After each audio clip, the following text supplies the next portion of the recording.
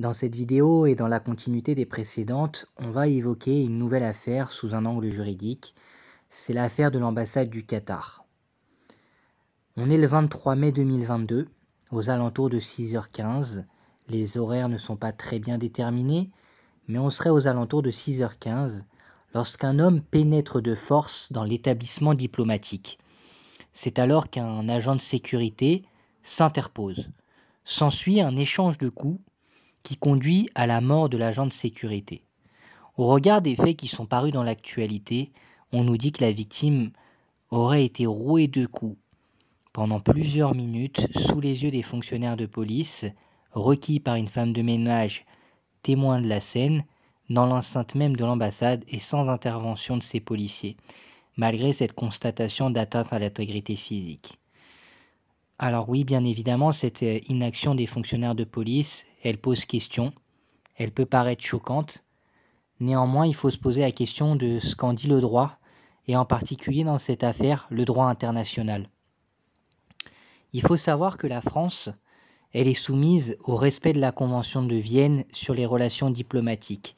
Elle en est signataire, et donc, elle doit la respecter. Que prévoit ce traité ? C'est très simple. En son article 22, cet accord prévoit que les locaux d'une mission diplomatique sont inviolables. Alors, il faut définir cette notion d'inviolabilité. Et ce même article nous en donne l'explication. Cet article 22 de la Convention de Vienne. Il nous dit qu'il n'est pas permis aux forces de sécurité de l'État accréditaire, donc l'État d'accueil, d'y pénétrer, sauf avec le consentement du chef de la mission diplomatique. Le chef de la mission, ce n'est autre que l'ambassadeur.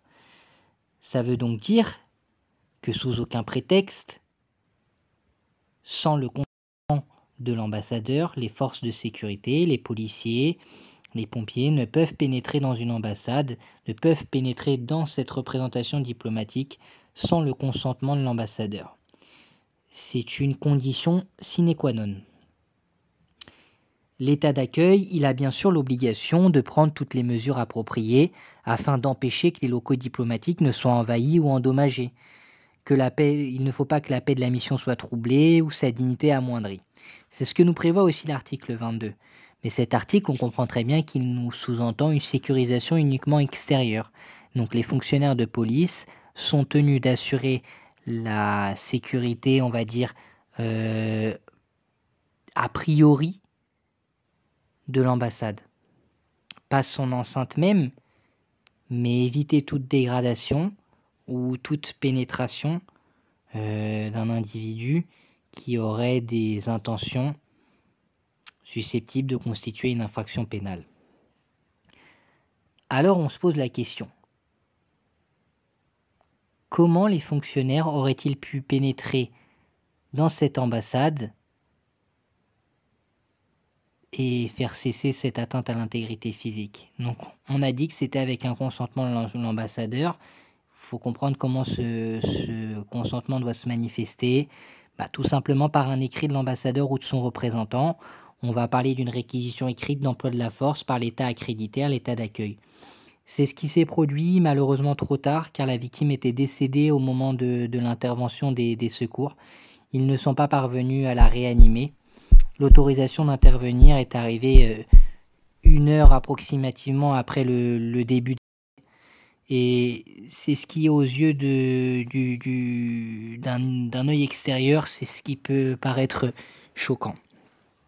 Maintenant, sur le profil de l'individu, il aurait menacé de mort les policiers s'ils tentaient de l'interpeller, tout en hurlant à plusieurs reprises Allah Akbar. Finalement, au moment de l'intervention policière, il n'a opposé aucune résistance. Il aurait tenu des propos incohérents, laissant à penser qu'il ne disposait pas de toutes ses facultés mentales. On entend dire qu'il souffrirait de schizophrénie. Était-il en crise à ce moment-là ? C'est une donnée qui est intéressante parce que on bascule du coup sur peut-être une cause d'irresponsabilité pénale en raison d'un trouble psychique. Donc d'un fait justificatif. L'article 122-1 alinéa 1er du Code pénal nous dit que n'est pas pénalement responsable la personne qui était atteinte au moment des faits d'un trouble psychique ou neuropsychique ayant aboli son discernement ou le contrôle de ses actes. Donc dans l'élément matériel, il y a là plusieurs conditions qui sont cumulatives. Il faut que la personne soit atteinte d'un trouble, qui il va être donc nécessaire de prouver qu'il existait bien un trouble. Comment? Par une expertise psychiatrique. Ce n'est pas suffisant, parce qu'il faut que la perte de discernement, elle soit existante, concomitante à l'acte. S'il existait un moment de lucidité, cela ne tient plus. L'individu ne peut plus être déclaré irresponsable pénalement. Et enfin, la perte de contrôle, elle doit être totale. Il ne doit pas y avoir simplement une altération. Il s'agit uniquement, l'altération du discernement, il s'agit uniquement d'une cause d'atténuation de la peine. Et en l'espèce, on ne sait pas si au moment des faits, cet homme avait une perte totale de discernement due à un trouble psychiatrique. Donc ça, c'est une nouvelle fois, on doit s'en remettre à l'instruction qui déterminera si oui ou non, au moment des faits, cet homme disposait de toute sa capacité mentale, de toute sa conscience, de tout son discernement. Et donc en conclusion, l'issue des faits est dramatique, mais au regard de ce qu'on vient d'étudier, de ce qu'on vient de montrer, on peut raisonnablement se poser la question